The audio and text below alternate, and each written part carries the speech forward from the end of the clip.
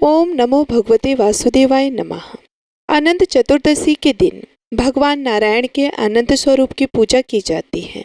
इस दिन भगवान नारायण की विधि विधान से पूजा अर्चना और उनका व्रत हर प्रकार के संकटों से मुक्ति दिलाने वाला है।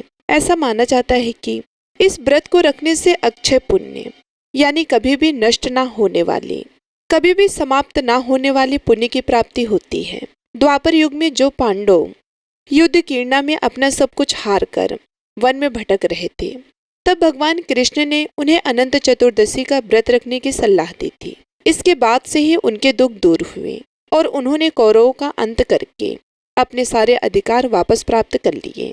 जिन लोगों ने अनंत चतुर्दशी तक गणपति जी की स्थापना की है, उन्हें आज ही के दिन गणपति जी का विसर्जन भी करना चाहिए। भगवान श्री विष्णु का एक अन्य नाम अनंत भी है, जो कि सनातन धर्म का प्रतीक है, और चतुर्दशी शब्द का अर्थ होता है 14। तो इस व्रत में 14 की संख्या का बहुत ही अधिक महत्व है। अनंत चतुर्दशी का त्योहार अलग अलग स्थानों पर अलग अलग रिवाजों और रस्मों से मनाया जाता है। इस दिन पूजा प्रारंभ करने से पहले एक चौकी पर साफ पीला या लाल वस्त्र बिछाया जाता है। फिर उस पर सिंदूर की 14 बिंदियां लगाई जाती हैं। भोग लगाने के बाद 14 पुए या 14 मीठी पूरियां बनाई जाती हैं, और जो आपने तिलक लगाए हैं उन 14 तिलकों पर एक एक करके इन मीठी पूड़ियों को और पुओं को रखा जाता है। इसके बाद पंचामृत बनाए जाते हैं, जो कि दूध सागर अर्थात क्षीर सागर का प्रतीक माना जाता है। फिर एक पवित्र धागा, जिसे अनंत सूत्र कहते हैं, उसमें 14 गांठ लगी होती है। आप चाहे तो बाजार से इस धागे को खरीद सकते हैं, नहीं तो जो भी मौली या कलावा हो उसमें भी आप 14 गांठें लगाकर उसे भी पूजा करने के बाद, जैसा कि एक कटोरी में आप हल्दी और केसर मिला लें, उसमें पंचामृत भी आप मिला लें। इसमें इस धागे को डुबो कर रखा जाता है। चाहे तो आप मौली या कलावे से अनंत सूत्र बना सकती हैं, नहीं तो जो कच्चा सूत आता है तो आप उसमें भी 14 गांठें लगाकर उसे भी हल्दी और केसर में आप डुबो कर रखें, जिसमें आपको पंचामृत भी रखना है, नहीं तो केवल आप दूध भी रख सकते हैं। उसमें थोड़ा जल मिलाएं, उसमें आपको पूजा करते समय डुबो कर रखना है। जब पूजा समाप्त हो जाती है तो सबसे अंत में इस डोरे को पहनने के बाद आपको व्रत की कथा पढ़नी या सुननी होती है। इस अनंत सूत्र को कई जगह पर ककड़ी यानी कि खीरे पर बांधा जाता है, फिर 5 बार दूध के महासागर में घुमाया जाता है। इस दिन भक्तजन व्रत का पालन भी करते हैं। जो लोग व्रत ना रख पाए वे केवल पूजा पाठ करके भी इस अनंत सूत्र को धारण कर सकते हैं। फिर हल्दी और कुमकुम से रंगे हुए पवित्र धागे अर्थात अनंत सूत्र को जो पुरुष हैं वे दाएं हाथ में और जो महिलाएं हैं वे अपने बाएं हाथ में धारण करती हैं। लेकिन इस धागे को केवल बाह या फिर गले में ही धारण करना चाहिए। 14 दिन की अवधि के बाद इस अनंत सूत्र को आप खोलकर इसका विसर्जन भी कर सकते हैं। कुछ लोग 14 दिन में इसका विसर्जन करते हैं, तो कुछ लोग पूरे साल भर इस धागे को पहनकर रखते हैं। हालांकि 14 दिन की अवधि तक आपको ब्रह्मचर्य का पालन करना चाहिए। कुछ जरूरी नियमों का भी पालन करना चाहिए, जैसे कि सुबह शाम श्री हरिनारायण जी की पूजा करके आप भगवान श्री हरिनारायण को भोग जरूर लगाएं। भोग में तुलसी दल अवश्य मिलाएं। इसलिए यदि आप नियमों का पालन कर सके तो पूरे साल करें, नहीं तो केवल आप 14 दिन के बाद भी इस पवित्र धागे का विसर्जन कर सकती हैं। इस दिन आपको अपने घर के मंदिर में 14 दीपक भी जलाने चाहिए, जिसमें आप अपने घर के मुख्य द्वार पर, यदि आसपास पवित्र वृक्ष हो वहां पर, आसपास मंदिर हो वहां पर तुलसी जी के पौधे में दीप दान कर सकते हैं। दीपों की संख्या कुल 14 होनी चाहिए, क्योंकि चतुर्दशी का दिन है। तो ऐसे में आप 14 की संख्या में आपको जो भी पूजन सामग्री है वह भी आप रख सकते हैं। बहुत सी जगह पर यह अनंत सूत्र शाम के समय बांधा जाता है, तो कुछ जगह पर सुबह व्रत का संकल्प लेने के साथ ही पूजा करके बांध लिया जाता है। आपके यहाँ जैसा भी रीति रिवाज हो, जैसे भी परंपरा हो, आप उसका पालन कीजिए। अनंत चतुर्दशी के दिन भगवान अनंत की पूजा की जाती है और कलश की स्थापना भी की जाती है। साथ ही इस दिन कुश से निर्मित अनंत की स्थापना करने के बाद जो आप अनंत सूत्र हैं उसकी भी पूजा करें। इस दिन भगवान श्री हरि विष्णु की तस्वीर को सामने रखकर आपको अनंत सूत्र से प्रार्थना करनी चाहिए। जो अनंत सूत्र होता है वह रक्षा का सूत्र माना जाता है। इस दिन भगवान श्री हरि नारायण की पूजा की जाती है और ओम अनंताय नमः इस मंत्र का जाप करते हुए अनंत सूत्र को धारण करना चाहिए। अनंत सूत्र को घर परिवार के सभी सदस्य धारण कर सकते हैं। जो लोग उपवास नहीं रख पाते वे भी इस सूत्र को धारण कर सकते हैं।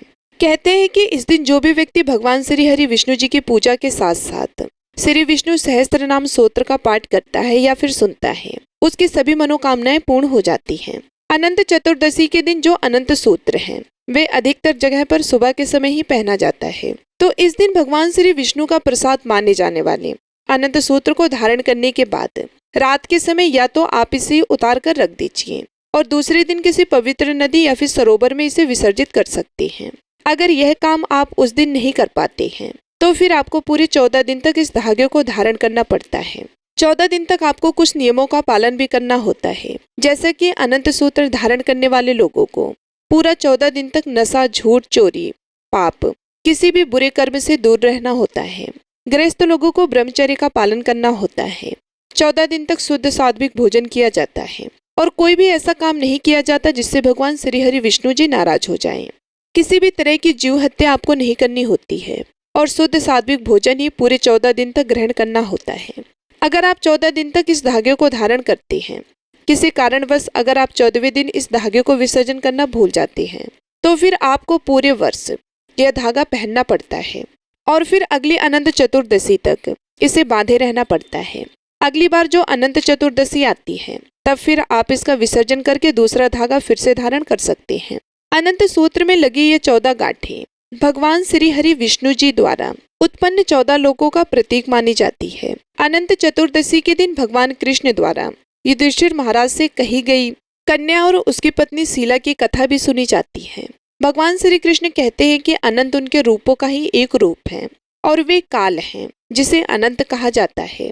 अनंत व्रत चंदन, धूप, नववेद, पुष्प के उपचारों के साथ किया जाता है। इस व्रत के बारे में ऐसा कहा जाता है कि अगर लगातार यह व्रत 14 वर्षों तक किया जाए तो व्रती बैकुंठ लोक की प्राप्ति अवश्य करता है।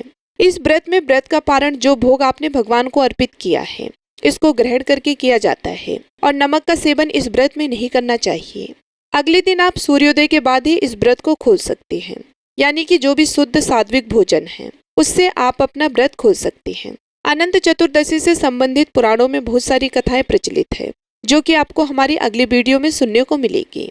उनमें से एक प्रचलित कथा के अनुसार प्राचीन काल में एक तपस्वी ब्राह्मण था जिसका नाम सुमंत था। वह अपनी पत्नी दीक्षा और परम सुंदरी पुत्री सुशीला के साथ रहा करते थे, लेकिन सुशीला के जवान होते होते उसकी माता दीक्षा की मृत्यु हो गई, जिसके बाद ब्राह्मण सुमंत ने करकसा नामक स्त्री से दोबारा विवाह कर लिया। इसके बाद ऋषि सुमंत का अपनी बेटी के प्रति प्रेम कम होने लगा। कुछ समय के बाद उन्होंने अपनी बेटी का विवाह कौंडिन्य नामक ऋषि से कर दिया। विवाह के समय कौंडिन्य ऋषि अपने ससुर ब्राह्मण सुमंत और उनकी पत्नी करकसा के व्यवहार से अत्यंत दुखी होकर अपनी नई नवेली दुल्हन को लेकर विवाह के दिन ही अपने आश्रम की ओर चल दिए। इसके बाद सफर करते समय सुशीला ने देखा कि कुछ महिलाएं नवीन वस्त्र पहनकर नदी के किनारे किसी देवता की पूजा कर रही हैं, जिसे देखकर सुशीला ने भी महिलाओं के साथ पूजा करके अनंत का सूत्र अपने बाएं हाथ में बांध लिया। सुशीला के हाथ में अनंत सूत्र देखकर ऋषि कौंडिल्य झुंझला गए और उन्होंने सुशीला के बाएं हाथ में बंधे अनंत सूत्र को खोलकर अग्नि में फेंक दिया, जिसके बाद ऋषि कौटिल्य का सब कुछ नष्ट होने लगा और वे प्रतिदिन दरिद्र होने लगे। एक दिन जब वह अपनी दरिद्रता पर अपनी पत्नी सुशीला से इस बात का चर्चा कर रहे थे, तो सुशीला ने उन्हें अनंत सूत्र जलाने की बात याद दिलाई। कौंडिन्य ऋषि तुरंत अपनी गलती समझ गए और फिर वे उस जगह पर गए जहां उन्होंने अनंत के डोरे को जलाया था। कई दिनों तक भटकने के बाद उन्हें फिर जला हुआ अनंत डोरा मिला और तब भगवान श्री विष्णु प्रकट हुए। इसी के साथ ऋषि कौंडिन्य ने अपने पाप का प्रायश्चित भगवान विष्णु के सामने किया और फिर अनंत चतुर्दशी का व्रत करके अनंत सूत्र को अपनी बाहों में धारण किया। इसके बाद वे उनके दिन धीरे धीरे अच्छे होते चले गए। पुराणों के अनुसार अनंत चतुर्दशी का व्रत कम से कम 14 साल तक जरूर करना चाहिए। जब व्रत पूर्ण हो जाए तो 14 के दिन ही व्रत का विधिवत उद्यापन भी करना चाहिए, क्योंकि बिना व्रत के उद्यापन के इन व्रत का कोई भी फल प्राप्त नहीं होता। अगर पति पत्नी दोनों मिलकर इस व्रत को करते हैं तो इसका विशेष लाभ मिलता है। जय श्री हरि विष्णु जी।